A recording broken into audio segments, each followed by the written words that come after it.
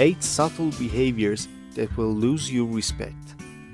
Watching people around me in everyday life is like peering into a continually running documentary on human behavior. It's fascinating how simple behavior shifts can profoundly influence how others perceive us.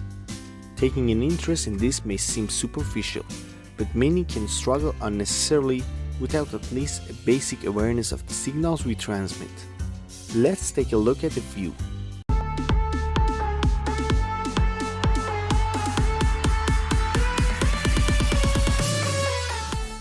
Number 1. Impatience. Respectable people aren't in a hurry. If they were, something in their life is out of whack. You may hurry in an emergency, and that's fine. But if this becomes your normal, this signals to others and yourself that you're out of control. You need not to be rushed. You know that you're far more efficient when you move at the speed of life. You're comfortable in your being able to handle what life throws at you with a relaxed sense of ownership. Number 2. Interrupting. I see this happening at a seemingly increasing rate in the modern distracted age. This is frustrating if I'm speaking and you can't wait to interject with your opinion as I'm talking. Yet, this appears to be tolerated by many. The speaker might allow you to trample all over their comments, but deep down, they don't respect you for this. Let others finish their thought and be okay with some silences in a conversation. Cutting in plainly demonstrates we lack faith in our own words. Why?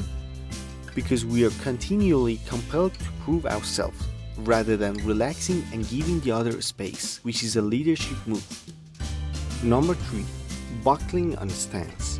There's nothing wrong with occasionally changing your mind and allowing your viewpoints to shift.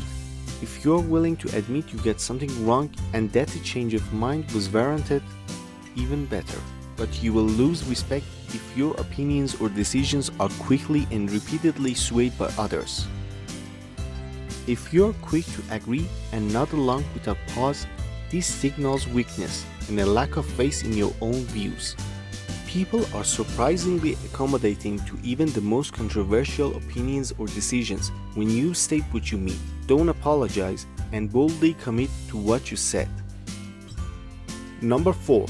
Arguing. There's a difference between arguing and engaging in healthy debate on a topic, albeit subtle. Arguing reflects a need to prove oneself with an approach that is combative and lacking in a willingness to listen to the opposing view. Discussion or debate comes from a healthier state, demonstrating a clear interest and openness to the opposite view. Arguments are like two bulls locking horns, and respectable people know to avoid this. Stepping into the ring instantly lowers yourself because it is unconscious and undermines your peace. Discuss calmly or keep quiet. Don't argue. Number 5. Complaining.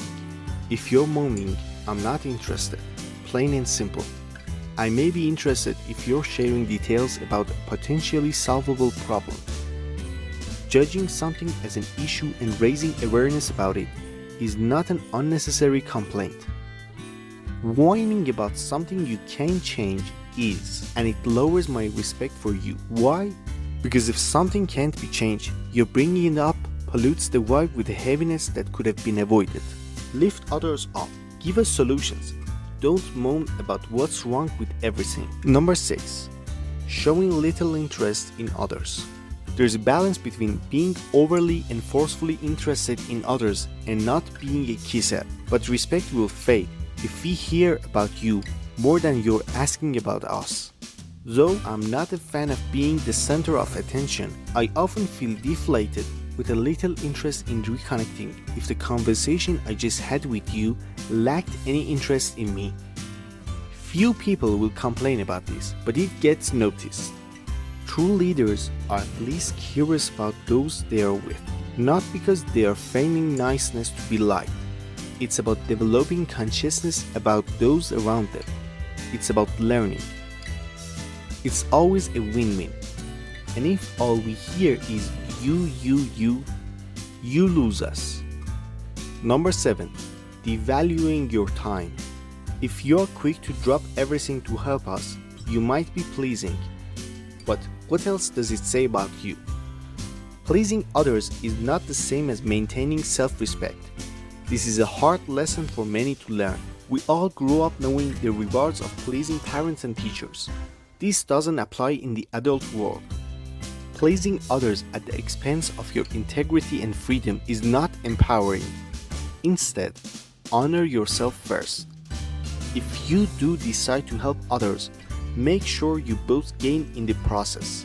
That is, you do it out of a genuine desire to help, not to impress. Number 8. Being a buzzkill.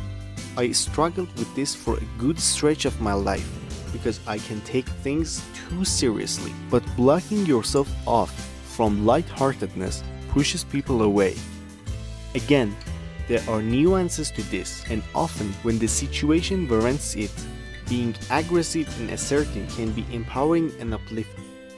But when we take things too seriously, we show that we can't be flexible. We all have the power to change our perspective and become more resourceful. This is vital if you intend to inspire people around you, and we know you can. Thank you for watching this video. If you enjoyed this video, please hit the like button and subscribe to our channel so you don't miss out anything.